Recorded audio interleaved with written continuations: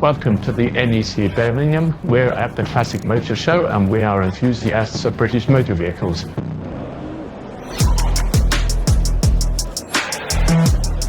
Kicking off with a look at our own club stand. If you want to see more of that, go to the end of the video. You can use the chapter to jump to it and we'll show you the cars and the team that made it all possible. Starting with my favourite mark, Rover.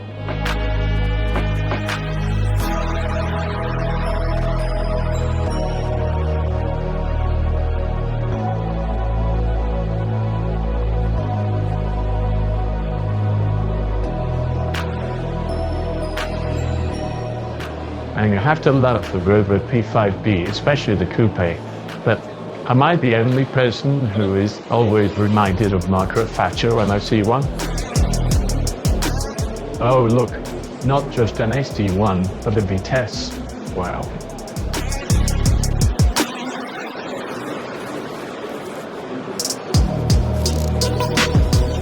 Oh, red SD1s.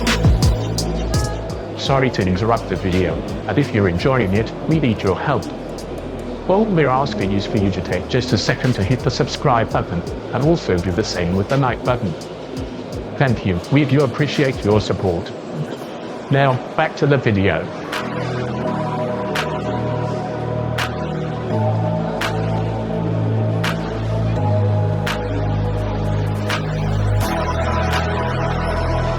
Absolutely beautiful 2-litre GT. Wow.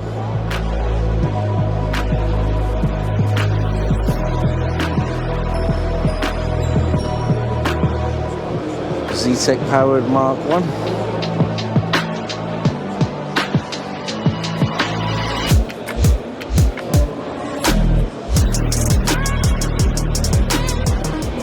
How clean is that?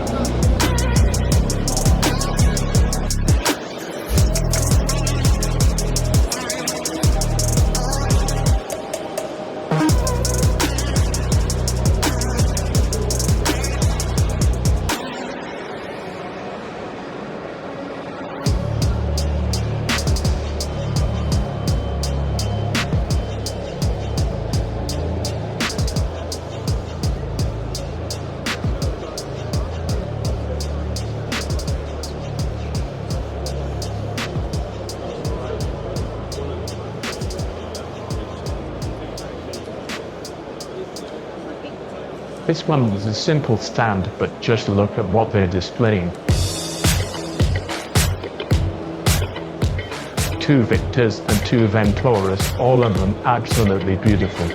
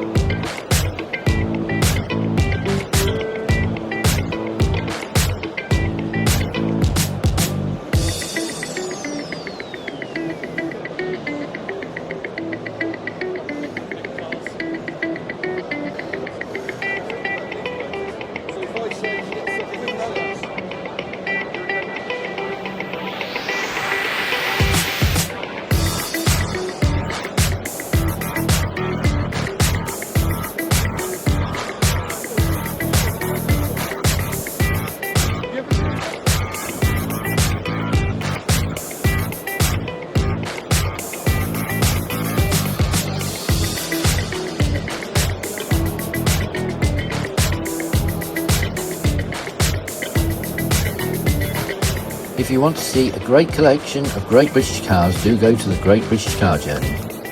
Meet Nigel in his red Rover 800.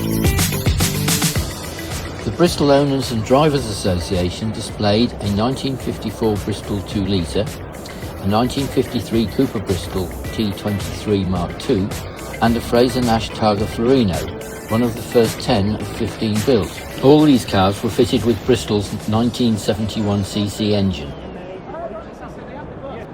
On the Armstrong-Siddeley stand, we see a 1956 3.5 litre Sapphire and a 1953 2.3 litre Whitley.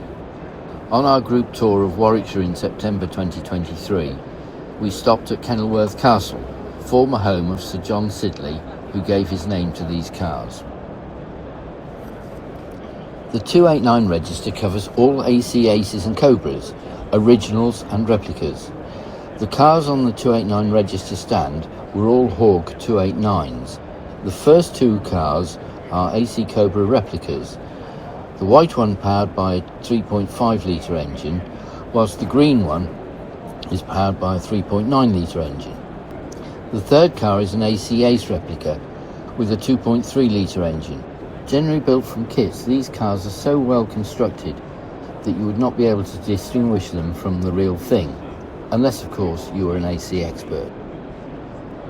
The Panther stand was displaying Cruella De Ville's car, but I could not count all 101 Dalmatians.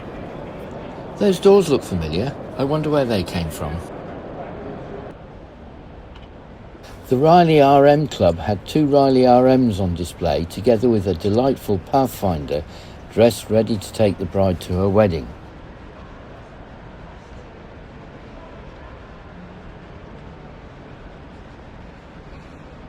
The BMC 1100 Club had a lovely police Panda car on display.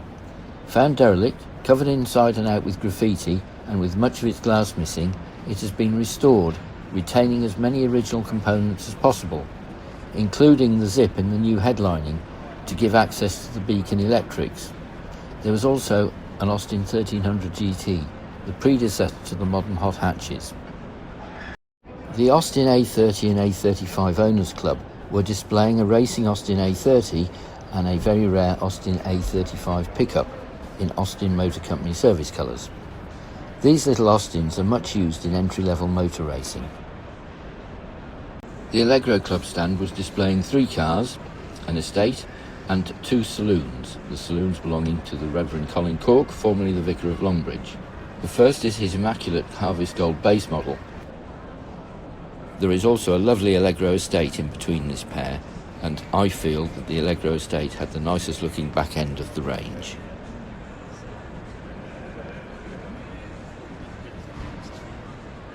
The second, in Lagoon Blue, is the oldest existing Allegro, the second 1750 SS built, with chassis number 11, assembled in 1972 but not registered until 1974.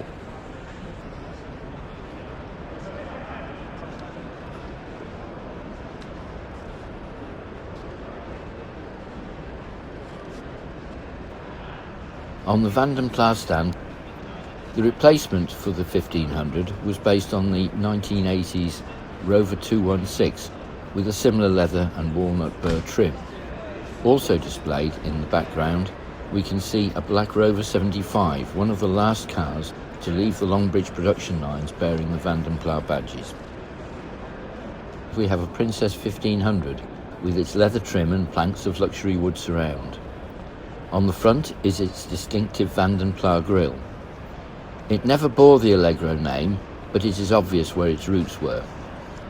This Vanden Plas was aimed at the retired executive who no longer wished to drive around in a luxury limousine, like the Series 2 Daimler 66 adjacent to the 1500 on the stand. The Nash Metropolitan was built at Longbridge for the Nash Corporation in America. This one is regularly to be seen competing at the Goodwood Revival meeting. The Austin Maxi was a mid-range car with great versatility, being one of the early hatchbacks, the first said to have been the Farina Austin A40 Countryman of the 1950s. Whilst never reaching its full potential, it did introduce the E4 series 1500 and 1750 overhead cam engines, later to be modified by Leyland Australia into a six-cylinder version, the E6, and introduced to the UK. The Landcrab Owners Club put on a display of three cars, a Glacier White and a Black Tulip Wolseley 6 and a Damask Red Austin 2200. All are fitted with the E6 engine. Having owned a Wolseley 6 in the late 1970s, I'd love another one now. If you're observant, you will see where the Austin Maxi and Cruella De Ville's cars' doors come from. They were also used on the Austin 3 litre and in Australia the Austin Kimberley and the Tasman. Very useful doors. Initially launched as the Austin and Morris 1822 series and Wolseley 6 in 1975, after 6 months the range was revamped and relaunched as the Austin Princess, seen here. The last Wolseley 6 was the last car to bear the Wolseley name.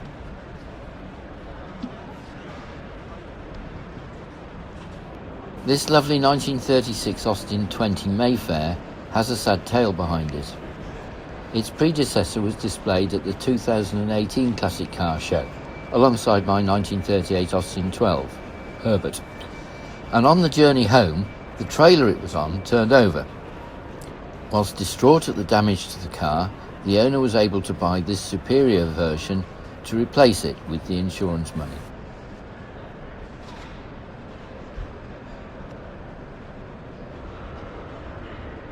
The Austin 10 Drivers Club stand also displayed a lovely range of early 1930s Austins. It was not only shiny cars that were on display at the show, as is demonstrated by this Austin Mini Cooper, which is obviously used for competitions.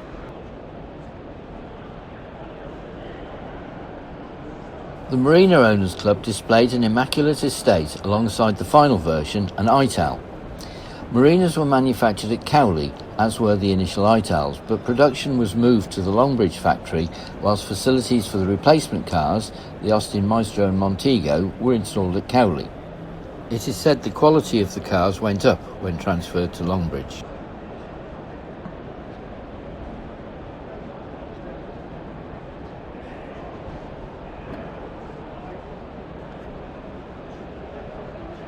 Another competition car was also displayed. This is a two-door coupe version, fitted with an MG V8 engine derived from the famous Rover V8.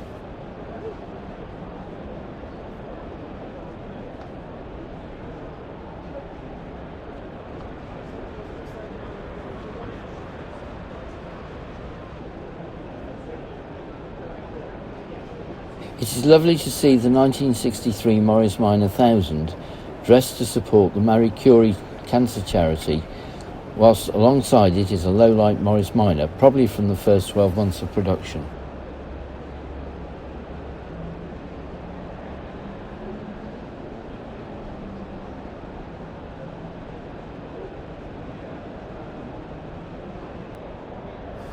This lovely Austin K4 petrol tanker was purchased new in 1946 by National Benzol for delivering their products. They would use it until 1957, when it was sold on to W.H. Brockman, a small oil company. Their last delivery in it was made in May 1966.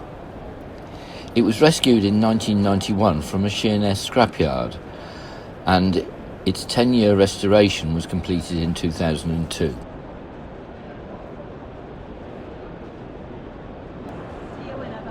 I first saw this ambulance from the back and thought it was an Austin K2, but in fact it's probably the only remaining Morris commercial version.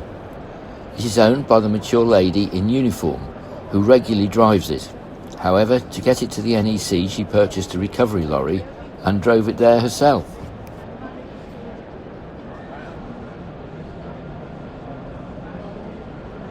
The Morris Commercial J-Type was launched in 1949 as a half-ton van.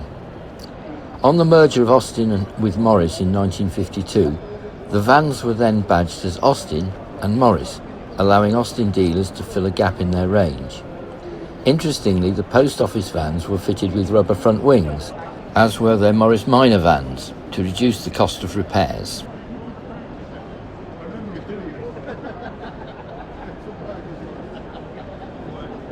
The MG 1880 was manufactured by the MG Car Company at Abingdon between 1928 and 1931.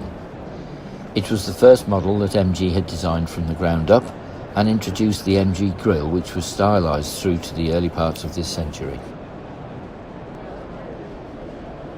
This Daimler 66 Coupe looked to be in better condition than it was when it left the Browns Lane factory production lines.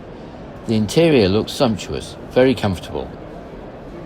Under the bonnet, the contents of the engine bay look very, very complicated. You can barely see the V12 engine.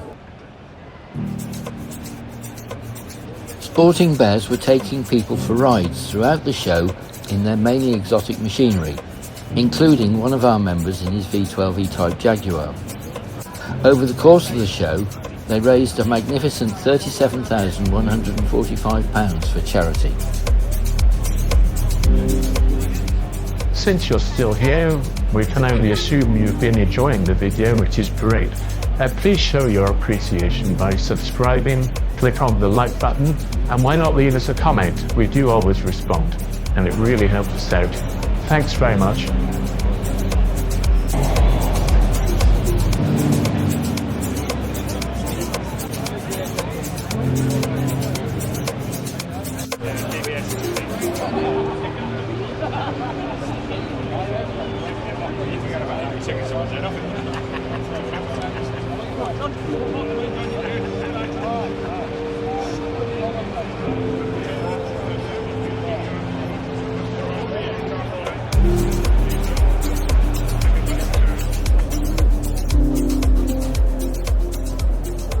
I've completed a look around the show. I hope you enjoyed it.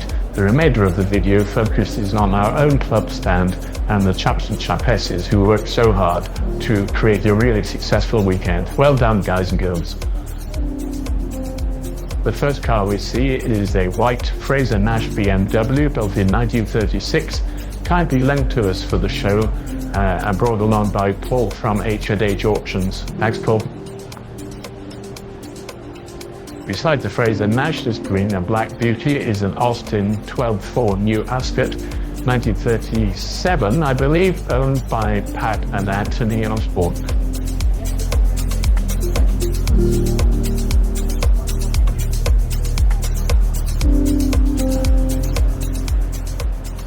The red beauty belongs to Chris Allen, who is very well known on the classic car scene. This is Mo, the 1964 Triumph 2000. Stunning. The Blue Morris Minor is a beautiful 1970 vintage, owned by Dean Andrews. Thanks for bringing it along, guys. It's a real credit to you.